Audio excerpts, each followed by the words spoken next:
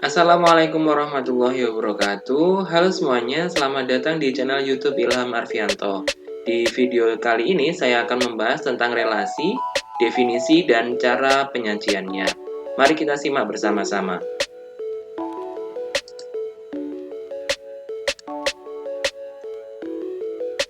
Relasi, definisi, dan cara penyajiannya. Definisi dari relasi adalah relasi biner R antara himpunan A dan B adalah himpunan bagian dari A cross B. Notasi dari relasi disimbolkan sebagai R subset dari A cross B. A relasi B adalah notasi untuk AB elemen dari R yang artinya A dihubungkan dengan B oleh relasi R. A bukan merupakan relasi dari B adalah notasi A ke B dengan A ke B bukan elemen R, yang artinya A tidak dihubungkan oleh B oleh relasi R. Himpunan A disebut dengan daerah asal atau domain, dan himpunan B disebut dengan hasil atau range. Perhatikan contoh berikut ini. Misalkan saya memiliki sebuah himpunan, yaitu himpunan A dengan anggota Amir, Budi, dan Cecep, dan himpunan B dengan anggota IF221, IF251, IF342, IF323. Maka kita bisa membuat operasi himpunan A cross B, berarti kita pasangkan masing-masing elemen pada himpunan A dengan masing-masing elemen pada himpunan B. Sebagai contoh, Amir kita pasangkan dengan IF221, Amir dengan IF251, Amir dengan IF342, dan Amir dengan IF323. Begitu juga untuk Budi dan Cecep. Masing-masing kita pasangkan dengan seluruh anggota dari elemen B. Sehingga untuk hasil dari A cross B menjadi seperti berikut. Misalkan, R adalah relasi yang menyatakan mata kuliah yang diambil oleh mahasiswa pada semester ganjil, yaitu R adalah himpunan Amir, IF251, Amir IF323, Budi IF221, Budi IF251, dan Cecep IF323. Ini adalah, jika kita lihat, merupakan himpunan bagian atau subset dari himpunan A cross B, di mana untuk himpunan yang baru ini kita sebut dengan R, atau relasi dari himpunan A ke B adalah subset dari himpunan A cross B, atau sebagian dari himpunan A cross B. Dapat kita lihat di sini bahwa R adalah subset dari A cross B, karena seluruh anggota dari himpunan R adalah bagian dari himpunan A cross B. A adalah daerah asal dari L. Amir, Budi, dan Cecep, anggota dari himpunan A. Sementara B adalah daerah hasil dari relasi R, atau beranggotakan IF221, IF251, IF342, dan IF323. Amir berpasangan dengan IF251 merupakan anggota dari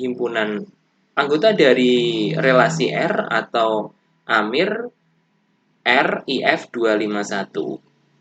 Sedangkan Amir IF342 bukan merupakan anggota dari himpunan R, atau bisa kita katakan Amir tidak memiliki relasi dengan IF342 karena Amir tidak mengambil mata kuliah IF342.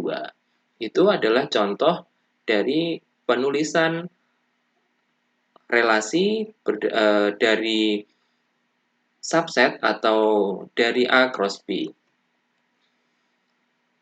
Contoh yang lainnya, misalkan saya memiliki himpunan P dengan anggota 2, 3, 4 dan himpunan Q dengan anggota 2, 4, 8, 9, dan 15.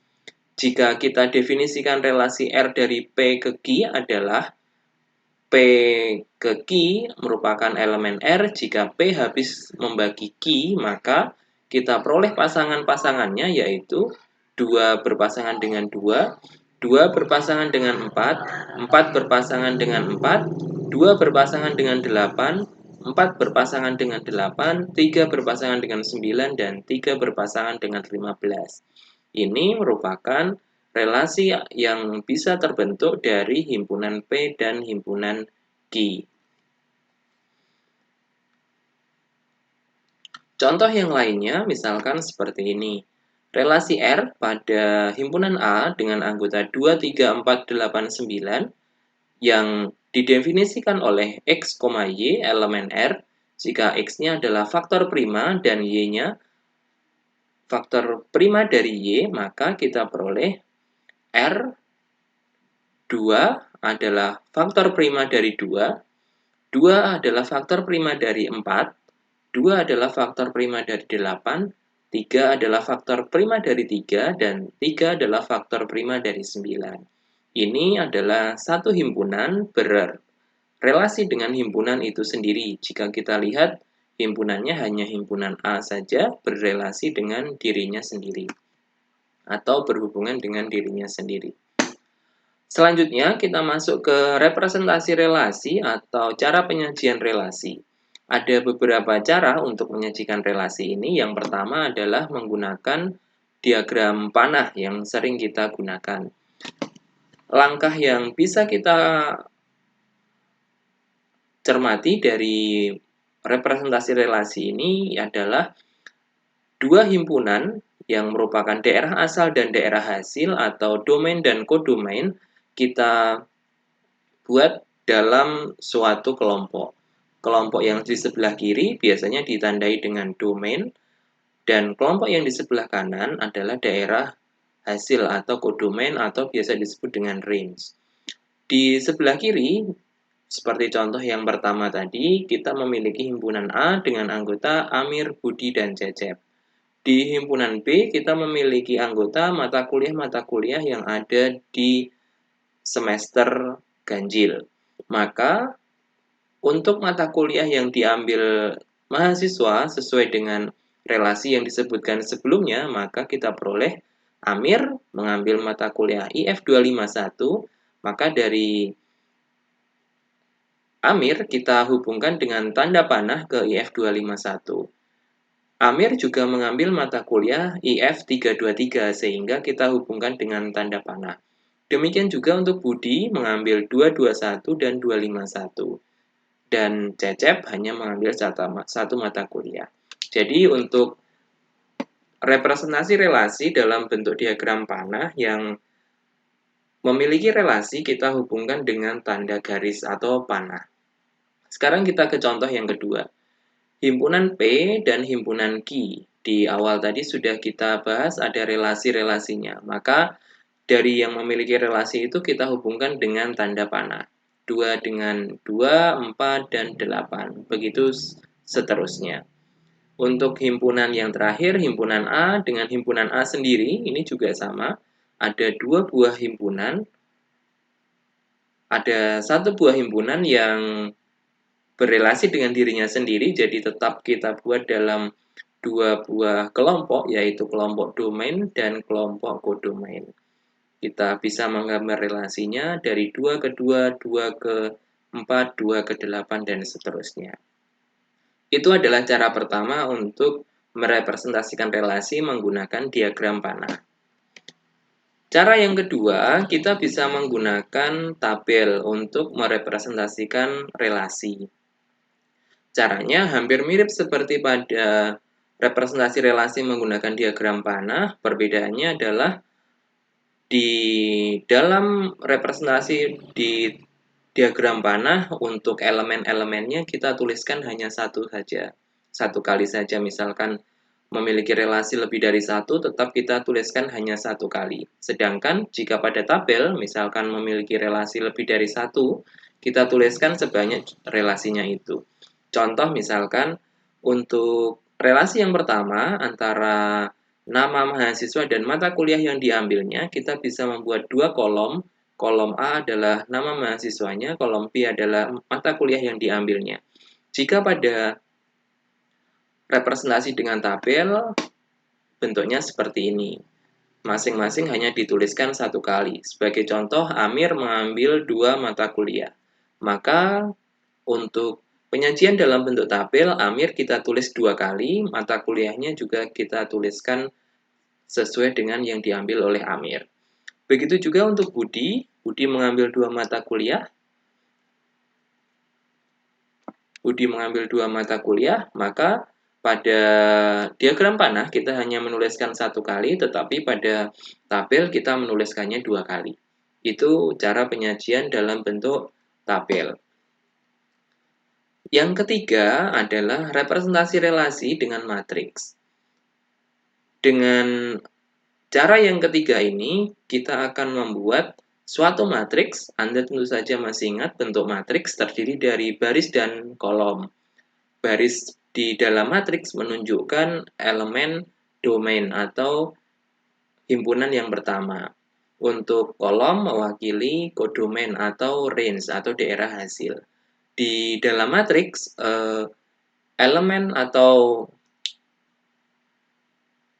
anggota dari himpunan yang memiliki relasi antara himpunan A dan B, jika ada relasinya maka kita berikan tanda 1.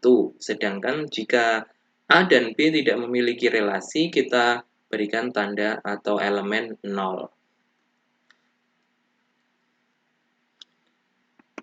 Contohnya sebagai berikut. Di contoh yang pertama tadi, kita punya himpunan mahasiswa dan mata kuliah yang diambilnya. Misalkan di sini untuk barisnya adalah Amir, Budi, dan Cecep. Untuk kolomnya mewakili mata kuliah yang diambil. Maka karena Amir mengambil 2 mata kuliah, maka Amir dengan mata kuliah yang pertama dan dengan mata kuliah yang kedua dan mata kuliah yang keempat, karena Amir mengambil mata kuliah itu, maka di sini kita berikan angka 1. Sedangkan untuk Budi mengambil mata kuliah pertama dan kedua. Sementara untuk Cecep mengambil mata kuliah yang keempat. Itu cara penyajian relasi menggunakan matriks. Jadi, elemen yang memiliki relasi kita berikan tanda atau nilai sama dengan 1. Tetapi elemen yang tidak memiliki relasi kita berikan nilai 0 pada matriksnya. Langkah yang keempat atau representasi yang keempat adalah merepresentasikan relasi dalam bentuk graf berarah. Graf di sini adalah suatu hubungan yang ditandai dengan vertex maupun edge. Vertex atau simpul adalah titik-titik yang mewakili elemennya, sedangkan untuk edge adalah mewakili relasi. Yang perlu diketahui dalam penyajian relasi dalam bentuk graf di sini hanya bisa dilakukan untuk graf dengan elemen-elemen yang sejenis. Maksudnya adalah elemennya itu berupa angka seluruhnya atau berupa nama seluruhnya. Untuk contoh yang pertama tadi, misalkan dalam bentuk nama dan mata kuliah yang diambilnya sepertinya kurang cocok bila disajikan dalam bentuk graf. Yang lebih cocok disajikan dalam bentuk graf, kita memiliki contoh yang ketiga. Misalkan saya memiliki contoh seperti ini, kita punya relasi didefinisikan sebagai berikut. AA, A ke B ke A, B berpasangan dengan C, B berpasangan dengan D, C berpasangan dengan A, C berpasangan dengan D, dan D berpasangan dengan B. Maka yang berpasangan ini kita bisa menghubungkannya dengan edge. Edge adalah garis berarah sama seperti tanda panah pada diagram panah yang pertama. A ke A. Maka ini berbentuk seperti lingkaran. Ini dinamakan dengan loop atau gelang. Kemudian A ke B, kita hubungkan dari vertex A ke vertex B. B ke A, kebalikannya berarti dari B ke A, B ke C, B ke C, B ke D, dan seterusnya sampai yang terakhir adalah D ke B.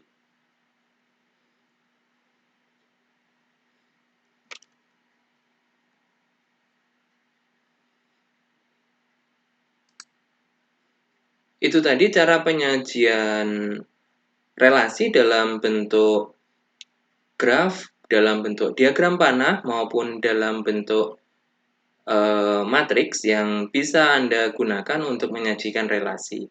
Terima kasih telah menonton video kali ini, semoga bermanfaat. Sampai jumpa di video selanjutnya. Assalamualaikum warahmatullahi wabarakatuh.